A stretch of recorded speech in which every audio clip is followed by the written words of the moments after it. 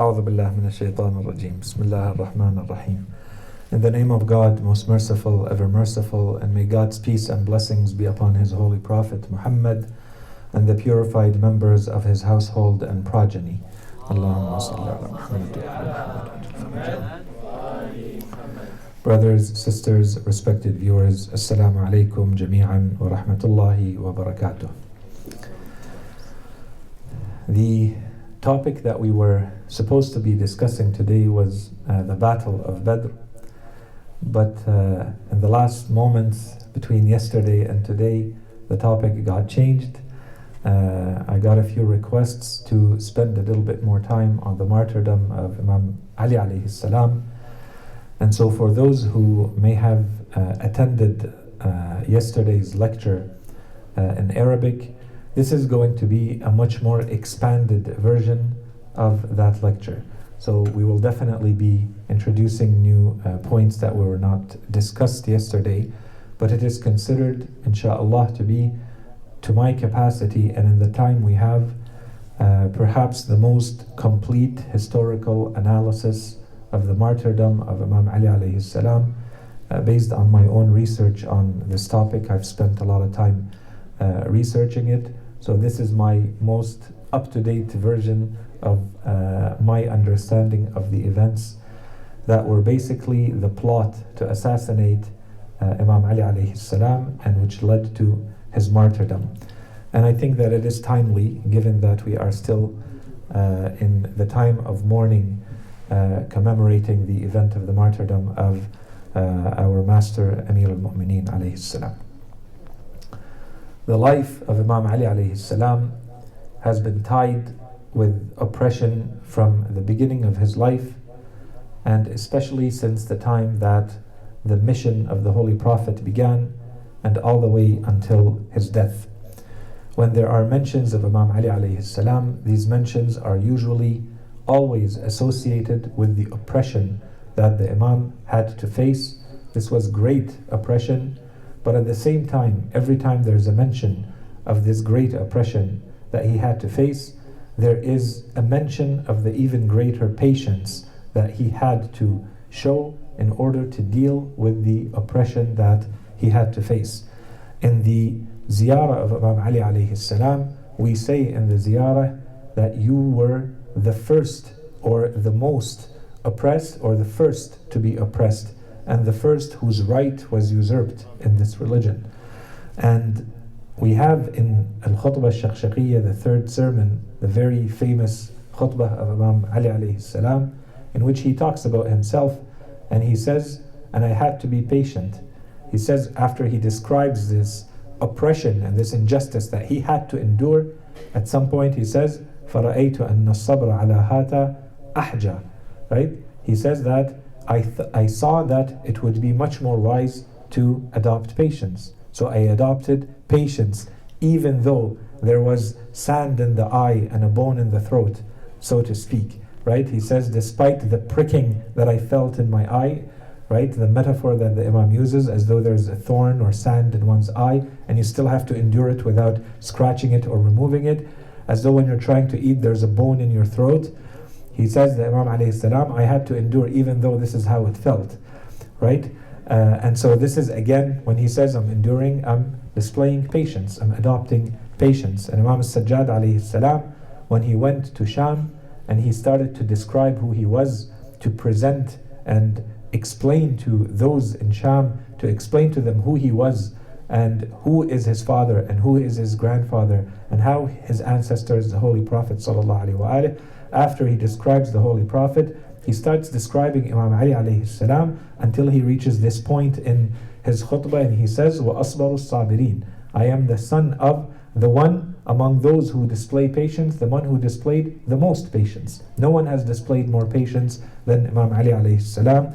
And these trials and this oppression of the Imam continued even beyond his death. It followed him in his death, and this oppression continued even after his death alayhi salam. And so we find that an entire story was concocted, fabricated around how the Imam was actually martyred. And this was done in order to dissimulate and to turn the eyes away from those who actually plotted and masterminded this plot to assassinate the Imam alayhi salam. And so the popular version of this story, very short and very condensed form, is that there are perhaps 3 men, perhaps a little bit more than that in other versions, who met in the Kaaba during the season of pilgrimage, and they promised, they made a covenant amongst themselves and in front of Allah subhanahu wa ta'ala that each of them was going to rid the world of one of the 3 men who are, as the plot says, as this version of history tells us, these are the 3 men who are causing all of the turmoil and the trials and the problems that we find in the world. And so supposedly these 3 men are Muawiyah ibn Abi Sufyan and Amr ibn al-As, the ruler over Egypt at that time, and Ameer al Mumineen alayhi salam, Imam Ali alayhi salam. And so we'll talk a little bit more later about who these 3 men were supposedly, but at least for sure we know that one of them would have been Abd al-Rahman ibn Muljim, the one who was commissioned or missioned with taking care of assassinating Imam Ali alayhi salam, and he would have been the only one who was successful in his attempt, while the other 2 were not successful and they failed in their attempts, as we will explain inshallah. So the question is, does this version of history actually stand scrutiny or not? If we poke holes in it, does it continue to stand, or are there some gaps? Are there holes? Are there question marks? Are there inconsistencies and contradictions in this version of history that we have usually been fed, which has become kind of the official or kind of formal way of understanding how the events unfolded? So when we look at this event, the first thing that we notice very quickly, and of course, again, this is given the time that we have. There's a lot of arguments and a lot of details that we're going to be skipping over. Perhaps in the future we can allude to some of them. A very first quick point to mention. It's not that this causes a contradiction, but it raises some questions.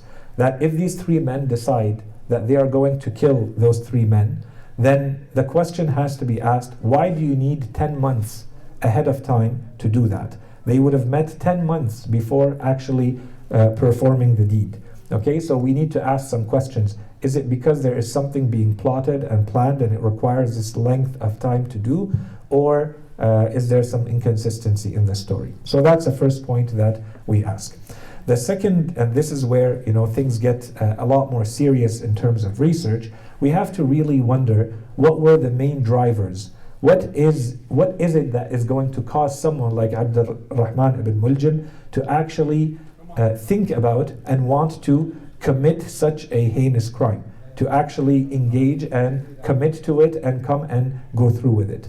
Okay, and so here we have to go through, basically there's a number of drivers that were mentioned, but there are 2 of them that have been insisted upon in the books of history, and the others are added to them and they're secondary. The first and main driver, and if you go through most, the main version of history in Islam, they will tell you that all of this was done to avenge the deaths that took place in the Battle of Nahrawan. Okay, so they say that Imam Ali alayhi salam engaged in this battle against the Khawarij, and we're going to talk a little bit about the Khawarij to understand what we mean by all of this.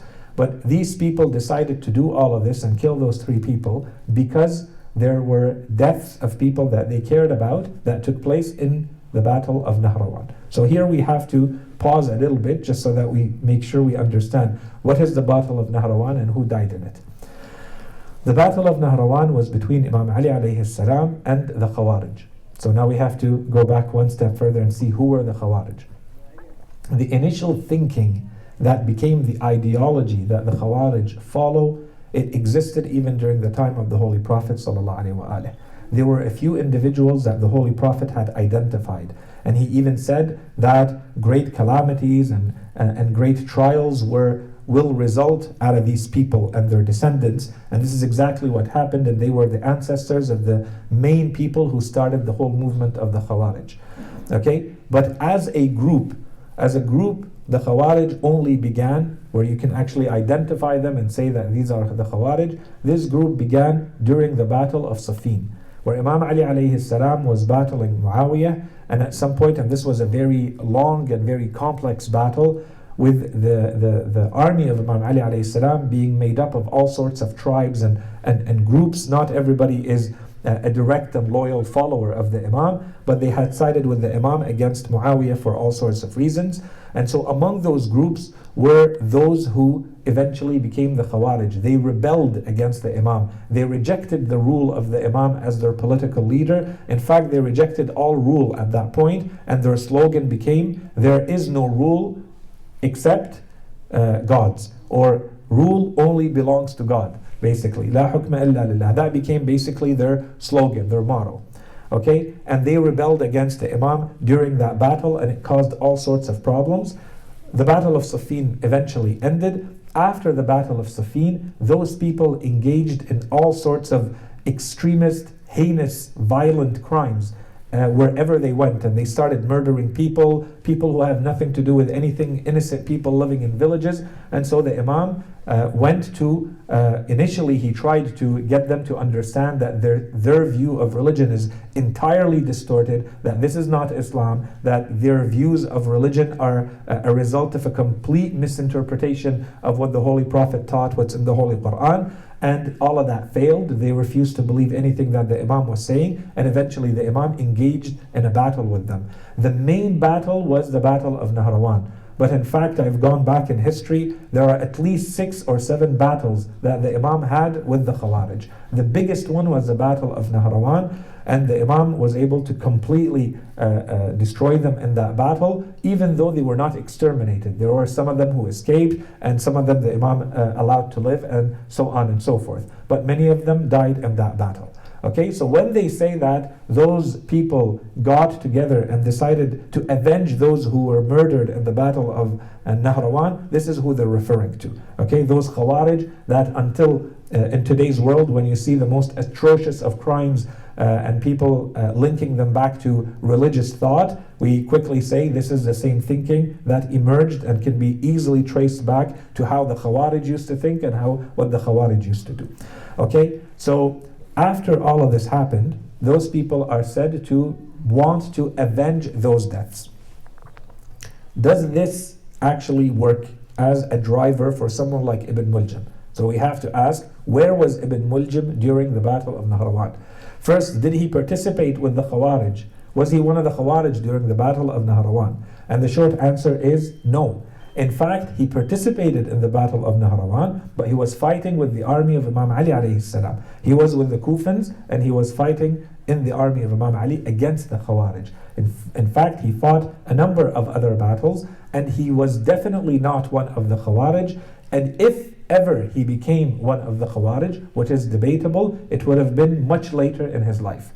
So at this point, he would have been one of those who are murdering the Khawarij. So there is an inconsistency to say that this person is trying to avenge the deaths that happened in Nahrawan when he was one of those who were committing those deaths himself. That's the first point that needs to be mentioned.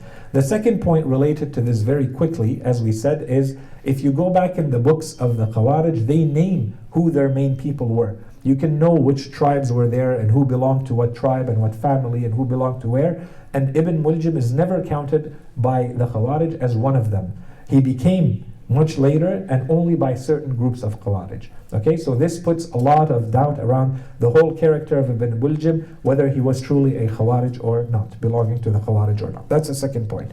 And the third point, if this is actually the case, then we have to wonder, if this is the case that they're trying to avenge the deaths that took place in Nahrawan, what do Muawiyah and Amr ibn al-As have anything to do with this?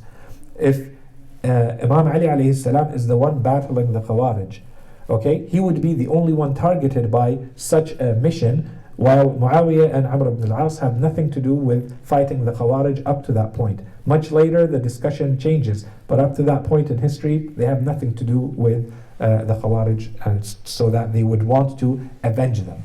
Okay, so this is more inconsistencies around all of this. The second main driver that is mentioned around why Ibn Muljam would have engaged in this atrocious crime, they say out of love for a woman. And so the typical version is that after the Battle of Nahrawan, he would have been one of the first. He asked Imam Ali alayhi salam if he could go back to the city before the others. And they say, and it was so that he could announce that they had won to the people. And so as he was going through the streets, he saw a woman and he fell madly in love with this woman simply because of how she looked. And so he would have come to that woman and he asked her in marriage, and she accepted in return in exchange for a dowry. And that was a very significant dowry, we'll talk about it. And so he accepted right away on the spot to pay that dowry, which included the murdering of Imam Ali alayhi salam. Okay, so that woman would have been Qatam. Her name was Qatam or Qatam. And as the story goes, they say that the reason why she did that was that her father and her brother and potentially her husband had been murdered by Imam Ali alayhi salam during the battle of Nahrawan. Okay, and so she would have asked in return, in exchange from this person, to get engage with this person and get in a marriage contract. She asked that in return he go and murder Imam Ali alayhi salam as part of the dowry, and he accepted right away. Okay, so that's the story. So here there are a lot more inconsistencies that we can highlight very quickly. The first one that has to do with this is that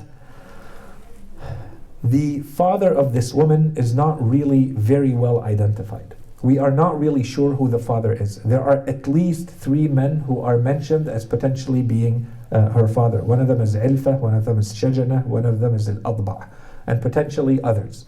Okay, so these are different people. They could potentially belong to the same tribe in general, but that's very vague. Okay, so there's already question marks around who the father actually was, and if that's the case, was it someone who participated in the battle or not, and have anything to do with the Battle of Nahrawan? And if that's the case, then the discussion would also extend to the brother, and there is another version of history that says, and the husband as well. Okay, but that person is not named at all who the husband would have been. That's the first question. The second question, so first, who are they? Secondly, whether they participated in the event or not. Thirdly, and this is an important one, she asked for a very large sum as a dowry. She would have asked for 3,000 dirham, which is a very large sum at that time, especially if we consider the financial profile of Ibn Muljim. Ibn Muljim was not a wealthy man. He lived off the treasury, the state's treasury. Okay, he was an employee, and he got a salary for teaching the Holy Quran in Egypt. Okay, so that was what his entire livelihood. He would not have been able to, unless there's a large sum of money that would have been given to him, which is exactly what we know happened. He would never have been able to provide such a large dowry to that woman, who in addition to the 3,000 also asked as part of the dowry for a slave, a man and a woman, 2 slaves that she wanted as part of the dowry, and in addition to that, the killing of our master Imam Ali alayhi salam. Okay, so that's the dowry. In addition to that, Ibn Muljim himself says that he used 1,000 dirham to prepare his sword, and he used 1,000 additional dirham to poison the sword. So we know that in the end, he would have spent somewhere between no less than 6,000 to 7,000 dirham while in Kufa in that event, around that event. Just so that we understand it, I did a little bit of calculations. This would be the equivalent of 10 to 11 times the salary of a typical warrior in Kufa at that time, because the salaries of the warriors were known, so we can calculate it. Okay, they made about 600 dirham a year, and this man is spending about 7,000 in that one shot. Okay, just so that we can calculate. Okay, so that gives us an idea. So the money, if there is such money being given, we have to ask, where is the money coming from? Ibn Muljim should not be able to provide that kind of large sum, and he did not hesitate at all. When she asked for it, he simply told her, Laki dhalik, I'll give it all to you, without any hesitation, without negotiation, without anything. So there is perhaps a large sum of money at his disposal. But the way that this is described does not match the behavior of someone of the profile of Ibn Muljim. Okay, so this would be more consistent perhaps with the actions of, let's say, an inexperienced person, a young teenager who's never seen a woman, for instance, so something like that, even if we want to accept her description and whatever else is added. Otherwise, if we go back in history, we see that Ibn Muljim has been mentioned as being someone who was alive during the time of Jahiliyyah. So this means that the youngest possible age that this man was 55 years old, and most likely older than that. So does it really work to say that a man of this age would have entered Kufa and seen this woman, and as the books of history explain one book after another, this man basically lost his mind, okay, to the point where he could not even remember why did he enter Kufa when he saw her and she asked her. That's how it's described. Okay, so does this make sense? Is this consistent with, someone of this age, of this experience in life, and so on and so forth, to be so infatuated with a woman that he does not know? He simply saw her crossing the street, and all of this happened and ensued, and he accepted the dowry, and so on and so forth. So that's another question. Then the big question is that if this man had committed to these people and decided that he is going to engage in this atrocious event, then basically in today's parlance and wave of calling things, we would say he's on a suicide mission. And they truly were. All of them, if there was such a pact, they were on a suicide mission. Does it make sense, and is it consistent with someone on a suicide mission to go looking for a wife and to pay this type of dowry when he knows that he's about to go and most likely end up being dead very, very soon thereafter? Again, does not really make a lot of sense. So, and this is another point. And then another point has to do with, and this requires some digging, who was this person actually? This woman, Batam, who was she that he would have been infatuated with? And if you dig in history, you find two versions of who this woman was.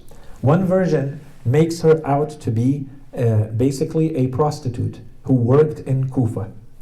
The other version says that this person was one of the Khawarij. This woman was one of the Khawarij, and she believed what they believed, and in fact, during that time, she was spending all of her time in seclusion in the mosque, doing i'tikaf. Okay, so these are diametrically opposed versions of the same person. Okay, and the truth is, there is something going on here why both of these versions are mentioned. Okay, we're going to come back to it, but we need to ask, what is this person doing? Who is she? What's her role? And perhaps the situation or the story around her is not so much about a man seeing her and falling in love and paying a dowry. Perhaps she has another role in the story, but it is being hidden by all of this additional narrative that has been added to the story and made up into these fabrications that we constantly hear about. So what we know for sure is that there was a woman, that Ibn Muljim met with a woman, but most certainly it does not seem that it was done for really for marriage purposes, that she had another role and that she played a direct part in the plot, and we will come back to that role a little bit later. Okay, so we pause here, we continue with the next line of questioning. Who were the two other assassins that would have met with Ibn Muljim in the Kaaba to help him accomplish all of that large task? Okay, so the only thing we know for sure is that Ibn Muljim would have been the one to take care of the assassination of Imam Ali alayhi salam. What about the other two? There's one version that basically tells us that Ibn Muljim was working alone. Imam al alayhi salam, when he was caught, he interrogated him and he told him that he made a pact with God. He stood alone in front of the Kaaba, in front of the Hatim, one of the walls or corners of the Kaaba, and he made a pact alone with God that he would either kill Imam Ali alayhi salam or die trying to kill Imam Ali alayhi salam. In that version, Ibn Muljim does not mention anyone else. So there would be no plot to go and kill Muawiyah at the same time and Amr ibn al-As, as though they are or not part of a plot. There is no mention at all of anyone else according to that first version of history. A second version of history says that the two other men were actually brothers of Ibn Muljim. So Ibn Muljim would have had two brothers who participated in this, and they were the two other men. One of them was called Qais, and Qais would have been the one who went to Sham to try to kill Muawiyah, and he would have been killed on the way. He never made it to Muawiyah. And the other one was called Yazid, and he would have gone to Sham to try to kill Amr ibn al-As, and he didn't know who Amr ibn al-As was, so he ended up killing someone else, and then he was caught and he was killed. So that's the second version. And they say, of course, that the father was against this, but the mother was for it, and she's the one who instigated and encouraged it, and so they went and performed the deed.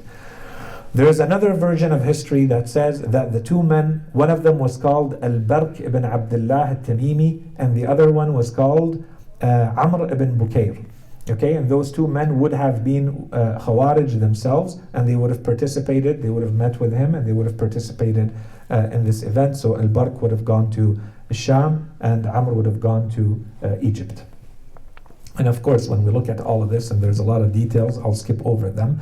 What we see from this, just when we look at who these people were, you would expect that we would know who they were.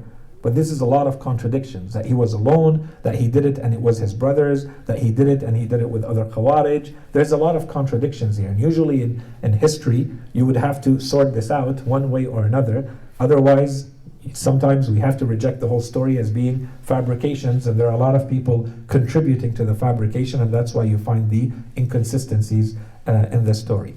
Of course, there's also additional questions that come up when we study these people. One of them is that Ibn Muljim he originally was a man from Yemen, but he had been living in Egypt for a long time. In fact, he went to Egypt at least, and perhaps before, but at least since 19 Hijrah. We are now in 40 Hijrah. Okay? And when he went to Egypt, he was living right beside the mosque, and he was a neighbor to Amr ibn al-As, so the other man that they're trying to kill, the ruler of Egypt. If that is the case, does it not make more sense to have someone like Ibn Muljim, who actually lives in Egypt, take care of Amr ibn al-As, instead of going all the way from Egypt to Iraq, to Kufa, to perform the deed? There's something inconsistent there. In addition to that, we're told that Ibn Muljim had to use two people to help him in Kufa. And Ibn Muljim knew Kufa. He had lived in Kufa before. As we saw, he battled with Imam Ali alayhi salam. He had lived in Kufa before. He knew Kufa, and he still needed two people to help him do his deed, at least two that we know of. Okay? What about the others? We are told that the others, and we have proof of that, but we know for both of them, they did not know Sham or Egypt, and they did not even really know the men that they were after. To the point where the man who went after Amr ibn al-As, supposedly, the man who went after Amr ibn al-As, he did not know him. So he came and attacked the person praying, thinking that this is the ruler of Egypt, and he ended up killing the man that Amr ibn al-As had sent to pray instead of him on that day. So he did not know the man, he did not know the place, the map of the place, and yet he worked alone. And you have Ibn Muljim, who's much more organized, and so when he comes, he uses the help of two people from Kufa to perform his deed. Again, another inconsistency there that would require some sort of explanation. And then finally, another question is that apparently when they went and met in the Kaaba, near the Kaaba, these people had a top secret meeting. They committed to Allah subhanahu wa ta'ala, supposedly, that they would not going to reveal this meeting and the details of this meeting to anyone.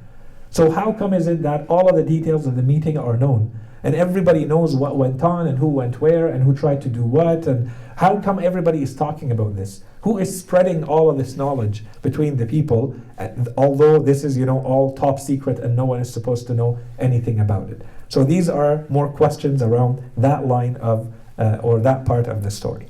And then, so what actually happened? Why did those other two people fail in their missions, whereas Ibn Muljim was able to be successful? And Ibn Muljim is attacking Imam Ali alayhi salam, God's warrior. Who would dare attack Imam Ali? There's a very small likelihood that you actually become successful in your attack. Whereas, if you're attacking Muawiyah or Amr ibn al-As, the chances of succeeding are much greater. So how come they failed and he was successful when it should probably be the opposite? Okay? When we go back to the story of Amr ibn al-As, we're told that on that night, as though by miracle, and those who want to kind of shine a really positive light on this person, and we're going to talk about who he was, this person had a very severe stomach ache. And excuse us to say this, he had very severe diarrhea. And as a result, he decided that he would not leave the house that night, and instead he sent the chief of his police and his main judge in Egypt. He was a companion of the Holy Prophet ﷺ. He sent him to perform the prayer instead of him, and this is the man who ended up being killed, we are told, instead of Amr. And so when this assassin was brought back and he was informed of what happened, he ordered that this person would be killed. So that's the easy version because this is what happened to Amr, and this is kind of the only version we have in history. What about Muawiyah? What happened to the person who was sent to kill Muawiyah? So the first maybe just before mentioning Muawiyah, so that the point we have to conclude here, I will come back to it later, but there's a main point to conclude here, that if we accept that the plot is much more than what it looks like, then there might be a lot more going on than just a stomach ache preventing Amr ibn al-As from going out that night. Amr ibn al-As knew what was happening that night. He was not going to be out of the house and risk being actually assassinated by someone, whether it's true or not true. And we will see why it might have been true. Okay, we'll mention that. So keep that in mind. So in the case of Muawiyah, whether it was Qais who came to kill him, whether it was Al-Barq ibn Abdullah who came to kill him, there is a first version that we are told this person was killed on the way. They never made it to Muawiyah. So Muawiyah was never harmed. No one came close to Muawiyah to try to kill him. That's one version of history. Second version of history is that Muawiyah was wearing an armor that night. Of course, there's one more detail that I'm sparing you, but they say whether he actually had a sword like Ibn Muljim or just a small dagger. Okay? But in the case of Muawiyah, a second version is that he was wearing an armor. And so he was hit, but the hit went directly on the armor, and so he was not harmed.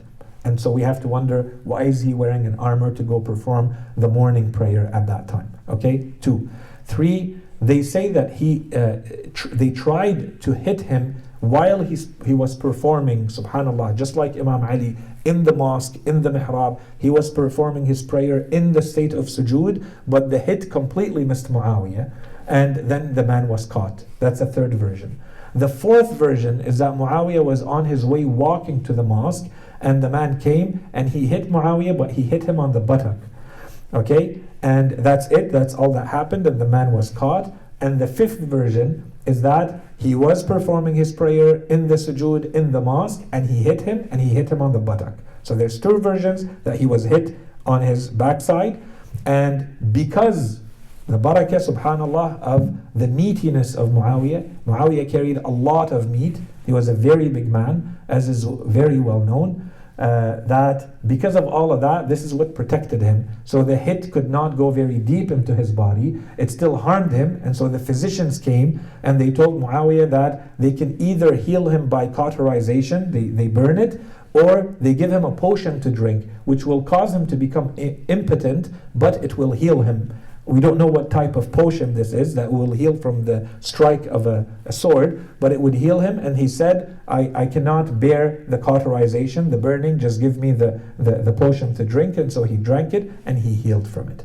Okay, these are the 5 different versions that are mentioned in history of what happened to Muawiyah. Again, a lot of question marks, a lot of inconsistencies.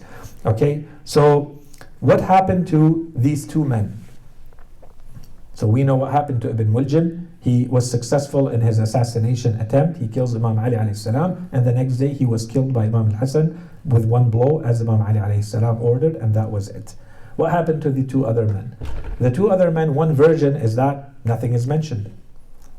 That's one version. Just no mention of who these people were. 2 people attacked, one in Egypt, one in Sham, and there is no more mention of what happens to them. That's one. 2, as we said, Amr immediately orders that his assassin be murdered on sight. 3, we are told that Muawiyah ordered that the person who attacked him, he pardoned him, as in he did not order his killing, but he ordered that his hand and feet would be cut off, and so they were cut off, and he was killed much later in life. Okay, and in another version, he was killed by Muawiyah immediately. Okay, so more inconsistencies around what happens when, what's the fate of these men. So the conclusion from everything we mentioned until now is that all of these details, they seem to be very far-fetched. When you start putting the full story together, there's a lot of details that seem to be far-fetched. We could say that it's closer to kind of the fantastic tales. And we know that the Arabs used to hire these people who would, that was for entertainment, right? You hire these people to come and tell tales, and people would sit and listen to them. And who cares whether, how much truth there is or not, because it's done for entertainment. And this seems to be falling more in these type of categories. It's kind of like an action movie that you're watching. nowadays. Okay, there's a lot of inconsistencies. So you have to put up with all of that. The second problem with all of this, and we're not going to go into the details of it, but if you go through the chain of narrators of these stories, you find that they are all very, very weak. Okay, a lot of them are considered well-known liars, and they are all haters of Ahlul Bayt alayhim as-salam. They are nawasib. Okay, so that's the second point. And in the time of Imam Ali alayhi salam, as this was happening, we have to see how did people react. Okay, we can't go just to the masses. We have to see how those who are considered to have a strong, respectable opinion, what did they think? Okay, did they accept this official version or not? What did the companions of Imam Ali alayhi salam say? How did they react? Who did they point their fingers to? Okay, and so one example, and we see right away that this official version that we just heard, that's not the version that they accepted. And this is a version that was worked on over time.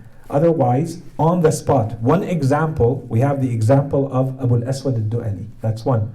And, right away, he started to recite poetry as the Imam alayhi salam was there dying. He recited poetry which helps us, one, document the event, and two, in that poetry, he blames Muawiyah directly for the murder of Imam Ali alayhi salam. Okay, so that's a very important point. So Abu al-Aswad al-Du'ali is one of the closest companions to the Imam. He understands the political landscape. He knows what's going on. Even though the person who has just struck the Imam is being attributed to the Khawarij, you see Abu al-Aswad al-Du'ali point the fingers of blame directly to Muawiyah, who is sitting in Sham. Very, very far away from what's happening in Kufa. Okay, so we need to keep that in mind. That's one. And to the extent to which Muawiyah would have been directly or not involved, we're going to come back to it in a second to assess this understanding of Abu al-Aswad. Then you have those who blamed a second person that's usually not mentioned a lot. We don't hear a lot about him. But we need to know who this person is. He played an important role, especially in Kufa, and then he was the father of people who also played disgusting and important roles afterwards. So we need to know who this person is. Two companions of the Imam, we know, blamed this person right away. One of them was Al-Asbagh ibn Nabata, one, and the other one was Hijr ibn Adi. Both of them very close companions to Imam Ali alayhi salam, his disciples. Both of them blamed a man by the name of Al-Ash'ath ibn Qais. So who is Al-Ash'ath ibn Qais? Why would they blame this man? First of all, we have to go back, and we don't have time to go through all the details, but we have to go back a little bit to understand his life. This is a man who actually fought the Muslims with Quraysh for a very long time. In fact, he stayed with Quraysh until the Holy Prophet was passing away. Okay, so the entire time that the Holy Prophet is in Mecca, and then he goes to Medina, and then the 80-some battles of the Holy Prophet, during that entire time, Al-Ash'ath is with Quraysh fighting the Holy Prophet until the Holy Prophet, the year that the Holy Prophet passes away, the 10th year, this man joins the Muslims and he enters into Islam. Okay, that's just the beginning of his profile. Then the Holy Prophet ﷺ passes away, and then he becomes the king of a tribe, Kindah. They assign him as their king, and they all became heretics. They all rejected Islam. They became murtaddeen, and they started fighting the Muslims. And he became their king. And he took a group of 800 to 900 people to one of the towers, and they fought off the Muslims until the Muslims had them surrounded, and so he surrendered. And he gave up the 800 to 900 people, did not care about them so long as he would, in exchange for his own safety. So he was bound to Abu Bakr at that time. This was during the Khilafah of Abu Bakr. So he comes back to Abu Bakr, and during that time, Abu Bakr simply accepted to give him pardon, and he entered Islam again. And in fact, Abu Bakr married him to his own sister, Farwa. She was a blind woman, and he married her, and she gave him 3 sons, this Ash'ath ibn Qais. Okay, this Ash'ath ibn Qais is also the father of Ja'dah, the woman who would become the wife of Imam al-Hasan alayhi salam and who would poison Imam al-Hasan. This man is the father of Muhammad ibn al-Ash'ath, the man who was directly responsible for killing Muslim ibn Aqil in Kufa, and then going to fight Imam al-Husayn alayhi salam on the 10th of Karbala. just so that we know who this man is and what type of family is he raising, what type of children he has. Okay, so during his life, Uthman actually, when he entered Islam, so I'm going to fast forward some parts, Uthman actually made him a governor over Azerbaijan. Okay, he sent him far and he stayed there as a governor. When Imam Ali alayhi salam took over the Khilafah, he wrote to him initially telling him that he will keep him in place, but he wants him to send a lot of the money that he knows is sitting there with him. He told him to send that money back. Eventually, he did not like that letter from Imam Ali alayhi salam, so he stole the entire treasury of Azerbaijan, the entire state treasury of Azerbaijan. Imam Ali alayhi salam wrote to him basically a letter firing him from his position and calling him back to Kufa, so he comes back to Kufa. When he comes back to Kufa, he tries to get closer to Imam Ali alayhi salam, one way or another, through bribery. He just wants leadership. He wants someone to give him a position of leadership and give him influence and so on and so forth. The Imam did not really give him much room to work. He's too corrupt, he's too devious, and the Imam cannot allow someone like that to just have that much influence. So he started turning to Muawiyah, and he eventually became an agent of Muawiyah. So once this started, you see this very clearly from the time that Imam Ali alayhi salam enters into the battle of Siffin. Al-Ash'ath ibn Qais is one of those people who starts working against Imam Ali from his own ranks, right? So during that battle, Al-Ash'ath ibn Qais is the person who, when the side of Muawiyah raised the qara'in on the spears as a ploy, as a trick to make the Muslims stop fighting, and the Imam said, do not stop, because they were about to win.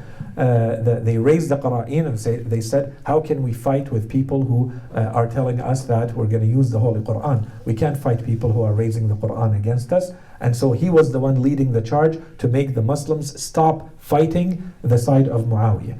And then, so they forced Imam Ali alayhi salam to stop fighting his own people. So he stopped fighting, and they said, we want arbitration. We're going to sit together and have a judge and have someone decide. So the Imam decided to send who? Ibn Abbas to represent them. He is the one who rejected Ibn Abbas, and they asked for someone else to go, someone who is incapable of having any type of serious negotiation with them, and that's exactly what happened. And Imam Ali alayhi salam was removed from Khilafah in that instant. Okay, so this is what happened, and this was the end of the Battle of Siffin. This is how the Battle of Siffin ended. Okay, so all of this is something that we have to keep in mind. This is a man who was extremely wealthy. We are told that he owned around 1/3 of Kufa. Between the houses and the lands of Kufa were owned by Al-Ash'ath ibn Qais. And in addition to that, so the Imam first removes him from his position as ruler in Azerbaijan. So there is hatred there in his heart for the Imam. And then in addition to that, because of the Imam's financial policies, and the Imam is all about justice, he changed the policies of Uthman and Umar and Abu Bakr, and he put in place financial policies that which were much more strict, and it directly impacted someone like Al-Ash'ath with that type of wealth. So this is additional hatred against the Imam that he's carrying. Okay, so as we said, he tried to get to the Imam through bribery, through other things. It doesn't work. Nahj al-Balagha has a number of sermons that you clearly find where the Imam is talking about how he tries to bribe him and so on and so forth. So in the end, he starts to work for Muawiyah, and we see, as we said, clear examples in Siffin. So he basically becomes one of the agents of Muawiyah in the city of Kufa. Okay, and at some point, and we are told that we're getting very close to the assassination date, we are told that he came to Imam Ali alayhi salam and openly threatened to kill the Imam. There was kind of a dispute back and forth between them, and he openly threatened to kill Imam Ali alayhi salam, at which point the Imam mocked him and told him, are you trying to scare me with death? I swear that I do not care if I fall on death or if death falls on me. Okay, so that's not going to scare me, but just to understand where the role of that man and his mentality and his profile.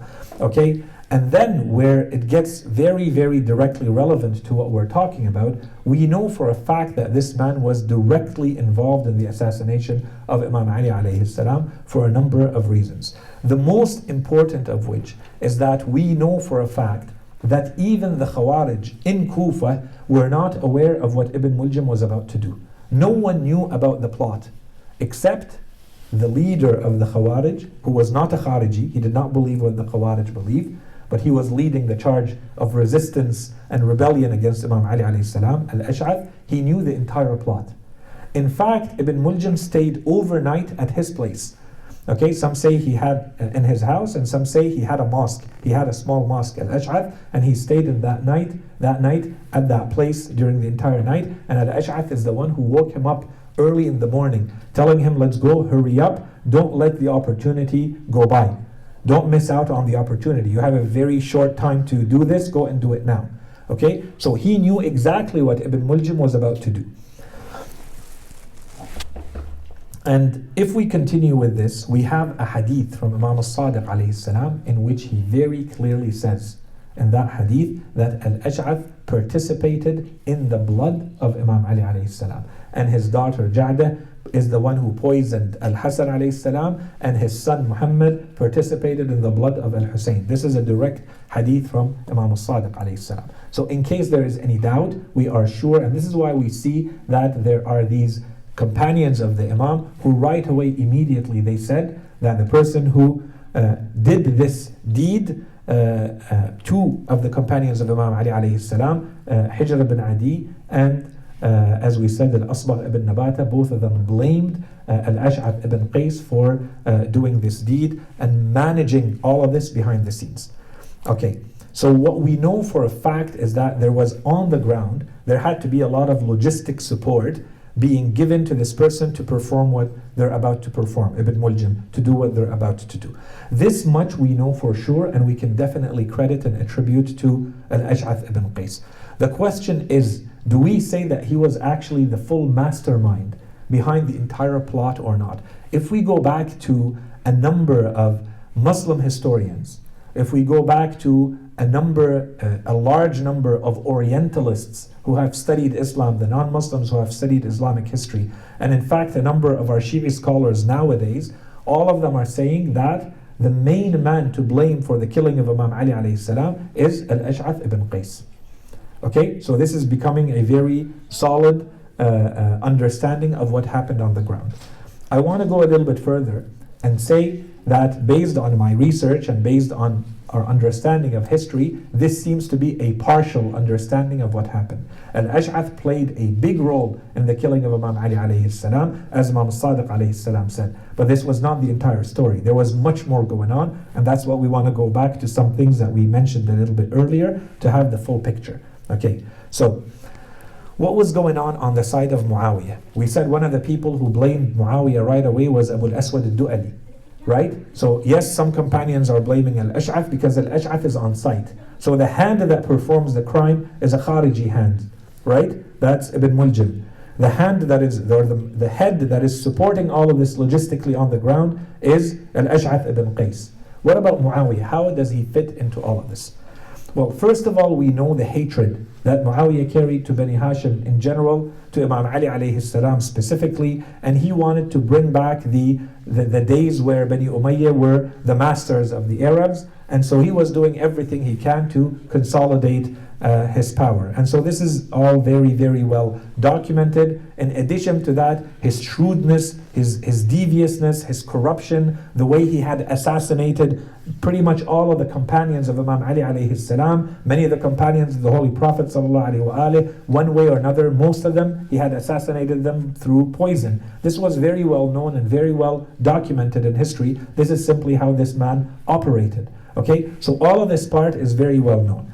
In addition to this, we know, so from a psychological profile, we know what he's capable of. That's what we're saying first about Muawiyah. In addition to this, as we said, Al-Ash'ath became an agent working for Muawiyah in Kufa. He was writing to him, he was informing him, and he was getting orders from Muawiyah. So even if Al-Ash'ath is doing something in Kufa, it would have to be interpreted as him working with or even obeying orders. Commandments coming from Muawiyah with whom he is directly working. That's another point. A very important point that is usually not mentioned is that we are told, so you know, as we said, Imam Ali alayhi salam fights the battle of the camel, then he fights the battle of Siffin, a very long war that lasted more than a year and a half, and then he battled the Khawarij. After he was done with the Khawarij, the Imam was getting prepared to fight Siffin again, to go back to Siffin with a new army, with an even larger army, to go and fight Muawiyah once and for all and end it. And he was less than 1 week away from departing and launching this new mission, this new military mission. So Muawiyah had a very, very big advantage and a very big interest to make sure that this never happens. So the timing of this is extremely important. Muawiyah has a huge stake. Muawiyah lost Siffin and he knows. The only way he was able to get away with it is that the people of Imam Ali alayhi salam actually were tricked by Muawiyah in the last moments of the battle, as the side of Imam Ali alayhi salam were about to win. Imam Ali alayhi salam ordered the fighting because his men stopped. And so at that time they basically won or stopped, neutralized the fighting, but no side really won fully. And that's why Imam Ali alayhi salam thought that there's an unfinished business that needs to be done, and he was getting ready to embark on a new military campaign. So when he passes away in his martyrdom, the Imam was less than 1 week away from going on this new mission. That's an extremely important point. Okay, what we know in addition to all of this is that Muawiyah ordered a type of poison that is not available anywhere in the Arab lands. So he had to order that type of poison from the emperor of the Roman Empire. He wrote to him asking for a type of poison. The emperor wrote back to Muawiyah in the books of history telling him that he is not interested in being a party and therefore supporting the murder of anyone in the Arab lands, in the Islamic world. Stay away and keep your troubles out. Muawiyah writes back to him and he tells him, this is the cousin of the man who would have expanded and threatened your empire. And now he wants to do the same thing. So in other words, this is our common enemy. So give me the poison so that I rid you, I do the service to you, and I rid you of this man. And that's when the Roman emperor allowed, and the poison was sent from the Roman Empire to Muawiyah. And this is the poison that was used. And until today, there are a lot of different theories, but no one can pinpoint what type of poison it was exactly. Okay, there's been research about this. What type of poison would have resulted in the type of effects that we see on Imam Ali alayhi salam when we see what happens after the strike. So this is very, very clear that Muawiyah was directly involved, right? In addition to all of this, there's also another detail, which is that Muawiyah paid a man by the name of Samara ibn Jundub. This man was a companion of the Holy Prophet, and then eventually he worked with Bani Umayyah for the rest of his life when they came to power. This man was bribed by Muawiyah. Muawiyah told him, I need you to invent a hadith for me where you say that this verse of the Quran, the verse that talks about Imam Ali when he stayed and sacrificed himself instead of the Holy Prophet staying in his bed in Mecca when the Holy Prophet fled to Medina. That verse of the Quran, Allah subhanahu wa ta'ala revealed a verse, وَمِنَ النَّاسِ مَنْ يَشْرِي نَفْسَهُ ابْتِغَاءَ مَرْضَاتِ اللَّهِ 207, Surah Chapter Al-Baqarah 2, verse 207, وَعَلَيْكُمْ السَّلَامُ وَرَحْمَةُ اللَّهِ. So this verse was actually praising Imam Ali alayhi salam. He bribed him to say there are people who sacrifice or sell themselves for God's good pleasure, right? This is what the verse is saying. He says, I want you to say that this verse was revealed in praise of Ibn Muljim. And so Samara ibn Jundub right away told him that I would never do that. He told him, of course he would do that. I just need to name the right price. So give me your price. So in the end he accepted to do it for 400,000 dirham. And that's exactly what he did. And the hadith was put for in the praise of. So definitely Muawiyah has a lot at stake. And definitely Muawiyah is working very hard to glorify and praise someone like Ibn Muljim to show that, this is someone who is good. Lose the truth, okay? And people don't know, the masses don't know. They just hear this, and if anyone talks about it, you will hear the verses of the Quran and you will hear the hadith in praise of someone like Ibn Muljim who killed Ali, right? So this is exactly what Muawiyah is trying to do. So all of this to say, Muawiyah was definitely directly involved in all of this. The next person that we talked about was Amr ibn al-As. So who was Amr ibn al-As, and how was he directly involved in this or not? Amr ibn al-As is a man who was very, very known in all of the Arabian land for his deception, for his shrewdness, for his corruption, for his quick wit. He was considered an evil genius, to the point where even Muawiyah would want to seek his advice. The problem is that he wanted the Khilafah for himself. So Muawiyah had to be very careful, but he still wanted to join forces with him, and every time he sought counsel, people told him, this is the man you have to bring closer to you and work with in order to fight Imam Ali alayhi salam, and that's exactly what he did. Most people, he thought, Amr ibn al-As, he considered most people to be simpletons. They were not at his own level of intelligence, at his own level of understanding, and so he would use them. He was extremely opportunistic, and he thought that people are kind of disposable sheep that he can get rid of and use in whichever way he wanted. He was born in Mecca during Jahiliyyah, and initially when he was born, Amr ibn al-As, you would think that his father is al-As ibn Wa'il. That's actually not his father. No one knows who his father is. When he was born, his mother came and placed him in the road and left him. And there are a number of the greats of Quraysh who fought over him. And at the end, Al-As ibn Wa'il, the one who is considered the most wretched and the most vile of Quraysh, one of the heads of Quraysh, is the one who ended up adopting him. He took him as his own son and he raised him. And that's why he became known as Amr ibn al-As. Al-As ibn Wa'il, if you go back and look up his life, you will see what kind of man he was.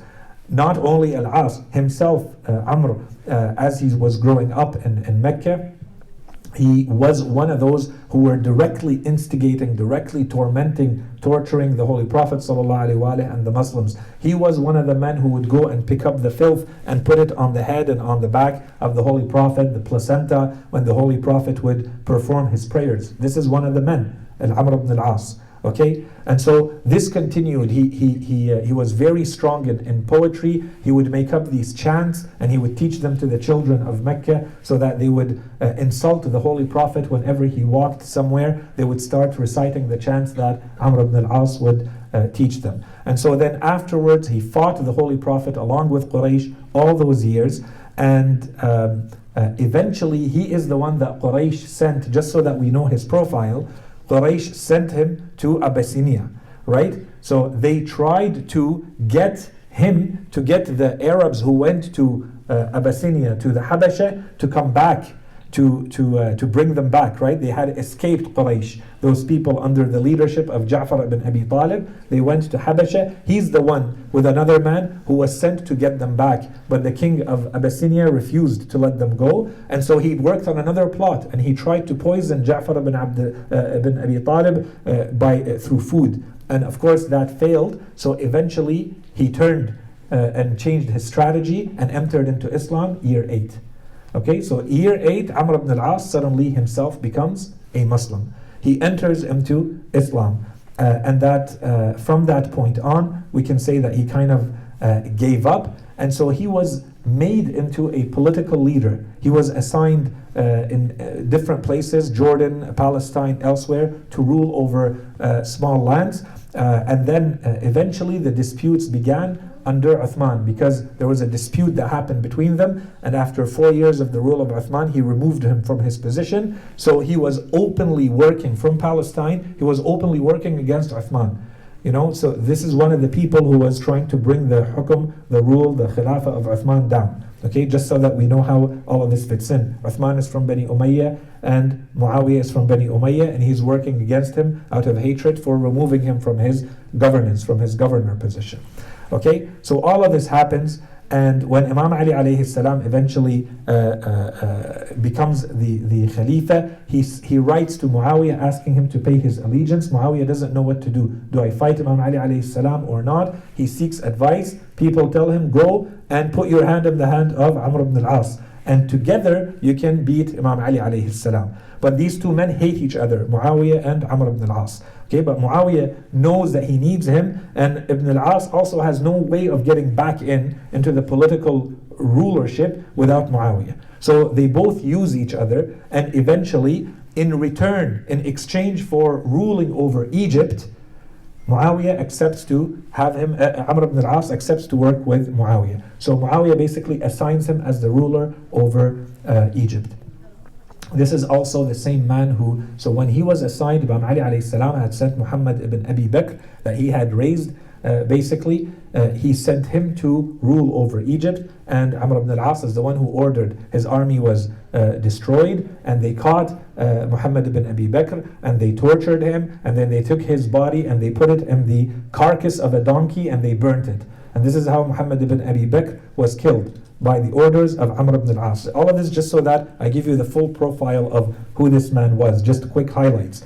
Okay, and so after all of this, Muawiyah asks him to come and join him to fight Imam Ali alayhi salam. So he was with Muawiyah fighting Imam Ali in Siffin, and he is the one who came up with the plot to raise the qara'in, right? And he is the one who came up with the plot to go to arbitration. Okay, this is how we're going to end this, through arbitration, and the Khawarij and others accepted all of this plot. They were like sheep and they accepted all of this, and so he is right in saying that people are sheep, right? This is how he treats them, and he was successful.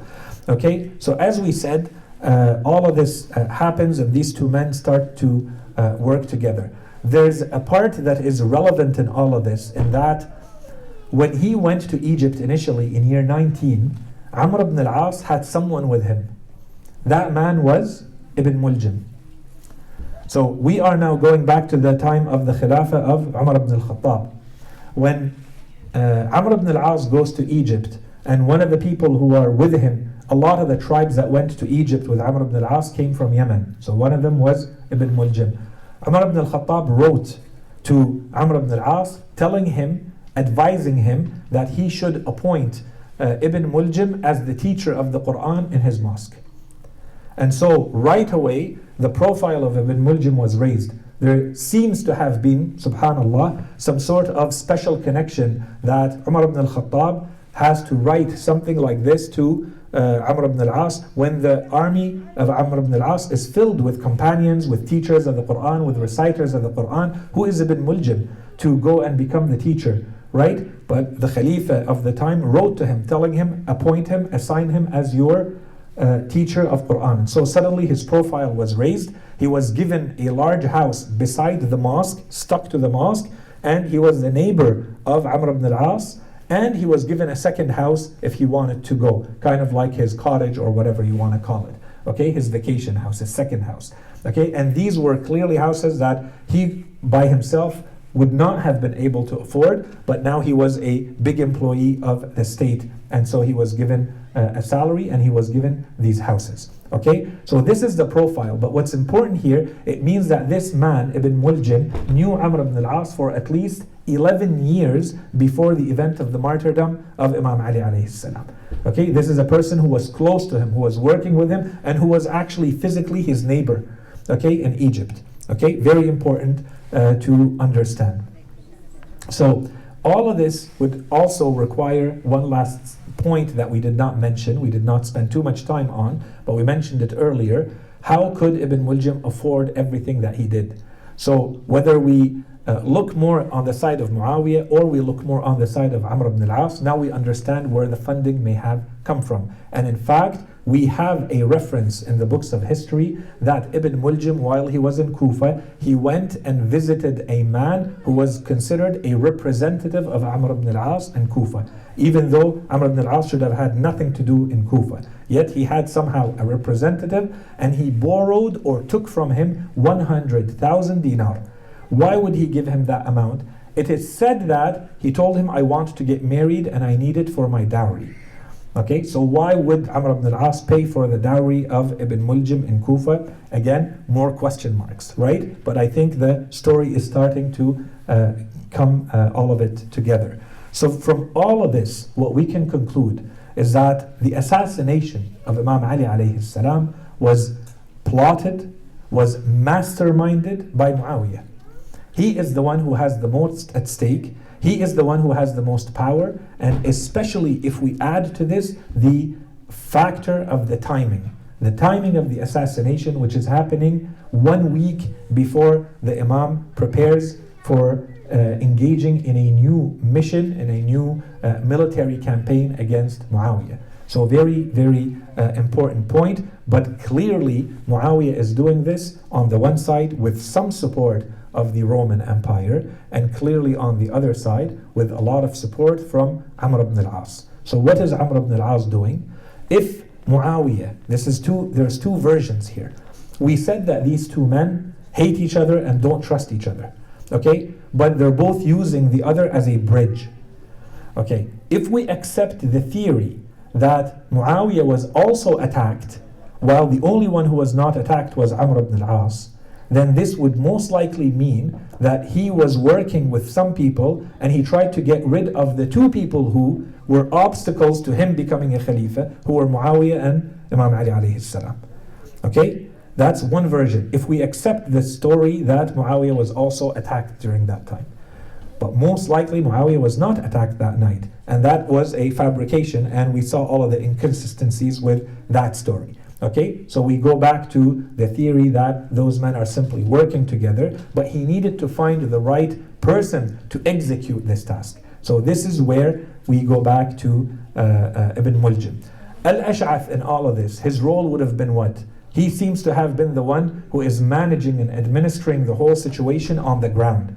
Right? Amr ibn al-As is sitting all the way in Egypt and Muawiyah is sitting all the way in Sham. They need someone on the ground to be managing and providing and supporting all of this logistically and otherwise. And Al-Ash'ath is the perfect person to do all of this.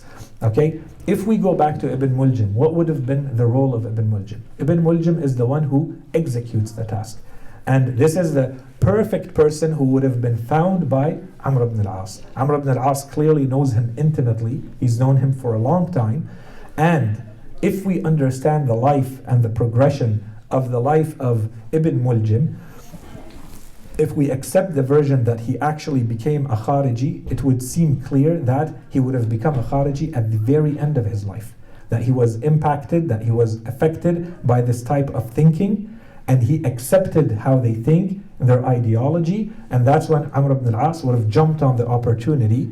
He's now brainwashed by these people. He can use him to perform this task of assassinating Imam Ali alayhi salam, and that would be exactly befitting of the profile of Amr ibn al-As, as we said, perhaps the most opportunistic of the heads of Quraysh and the Arabs that we know of. He can seize those opportunities and use someone like Ibn Muljim to perform the despicable act that he performed. Okay, so as we said, if we go back now to one more person, now if we want to go into the details of what was happening actually. Okay, we said that Ibn Muljim used two people with him to perform his martyrdom, the martyrdom of Imam Ali alayhi salam, the assassination of the Imam. Why would he have used those people, and what is the function of Qatam in all of this woman that we mentioned? It seems that the role, the main function of this woman was that she would be on the lookout from inside the mosque. So she was somewhere in the mosque where she could see what was happening at all times in the mosque. And that's why the books of history say that she was in a state of i'tikaf. She was in seclusion, spiritual seclusion, isolation inside the mosque. Every time they came to see her, right? And they came to see her up to the night that they were getting ready to perform their deed. In other words, she was the lookout. She was the one who was assessing the situation, and she's the one who can directly tell them, give the signal and say, this is when the Imam alayhi salam comes and goes, from which door, how he enters, who is with him, and so on and so forth, without them being seen. This seems to be the main role that this woman performed, and that's why there were meetings with her. And perhaps there were other roles that she was performing behind the scenes that would have required some money exchanges and so on and so forth. And there's a cover story over all of this, and that was the marriage story. Okay? What about the two men? The two men seem to have been hired or working with Ibn Muljim so that when he does the last deed and he actually strikes the Imam alayhi salam, it seems that these two men would be standing on his right side and on his left side in case anyone would prevent this from happening, so that they wouldn't let it. He just needs to strike the Imam once, and that would be just enough time for him to perform his deed, as we said. The perhaps last point that we can mention is, but when we hear constantly about the martyrdom of Imam Ali alayhi salam, and you go back in all the books of history, you see that the main group that is blamed for this is the Khawarij, right? So what was the role of the Khawarij in all of this, now that the landscape is much clearer, and what happened is much clearer, and who these people were, and how they're connected together is much clearer? What do the Khawarij have to do with all of this? The Khawarij were a group of despised people.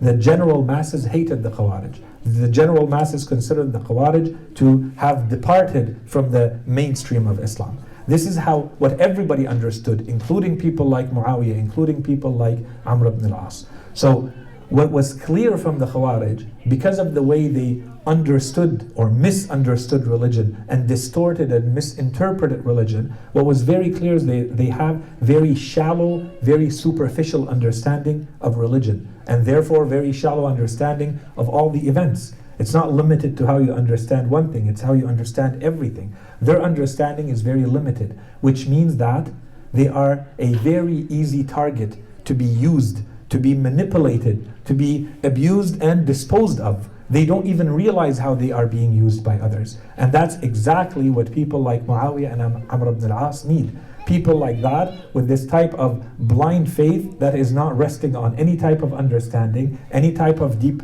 understanding of religion or reflection on how religion actually teaches human beings how to be. And those people become the perfect prey for this. And this is no different than what we find in the world today. Right? This is how when you have a superpower that wants to fight a war, sometimes they don't do it directly. They're going to use a proxy. They're going to hire people. They're going to fuel further and further their misunderstanding, their distorted understanding of something because it's to their advantage. And then once this is done, the easiest thing to do afterwards is to get rid of them. Right? And that's exactly what happened. So they funded and they helped and they used and then they disposed of.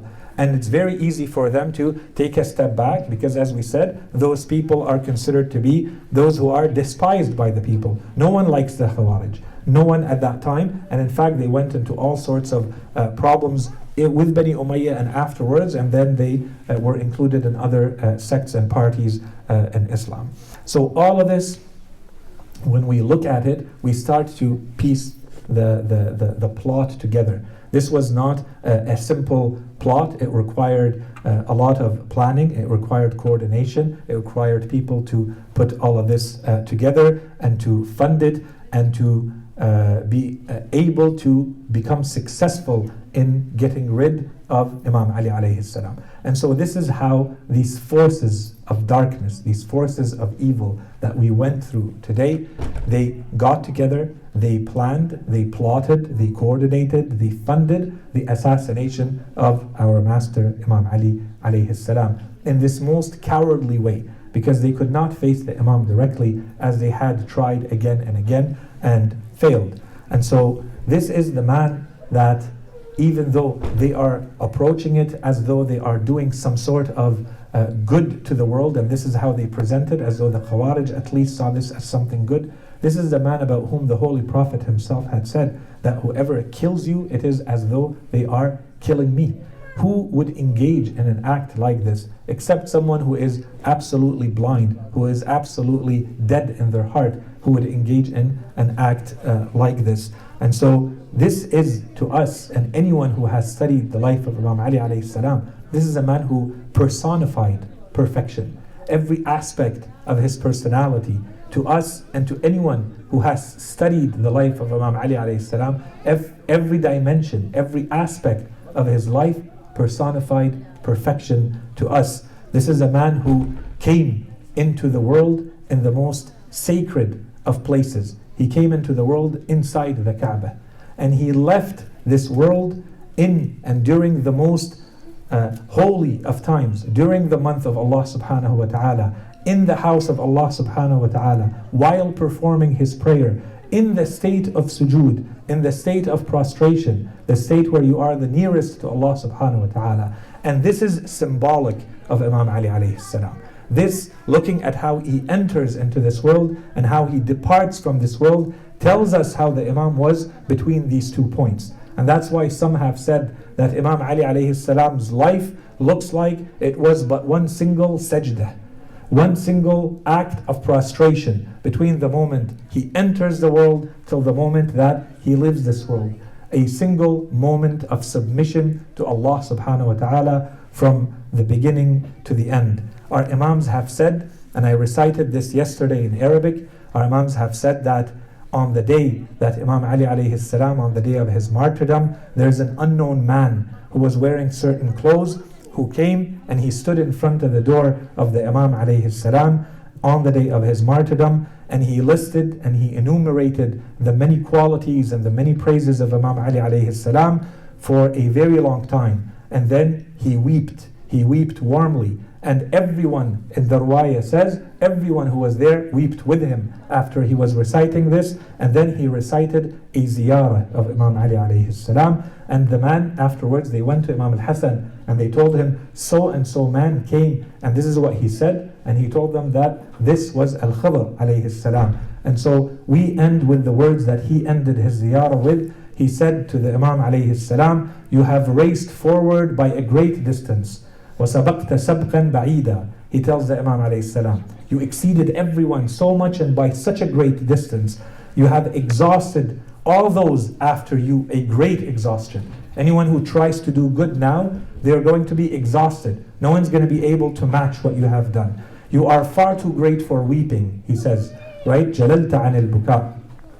Your calamity has shaken the heavens. Your catastrophe has made humanity crumble. And we belong to God, and to Him shall we return. And then he says, I swear that the believers will never be afflicted by such a tragedy ever again. May God join you with His Prophet and not deprive us of your rewards and not misguide us after you. We ask Allah subhanahu wa ta'ala to help us walk in the footsteps of our pride, our Imam Ali ibn Imam Ameer al Mumineen, Ali ibn Abi Talib alayhi salam, and to be worthy of carrying the title of being his Shia, of being his followers, and of being his lovers. Wa sallallahu ala Sayyidina Muhammadin wa ala alihi at-tayyibin at-tahirin.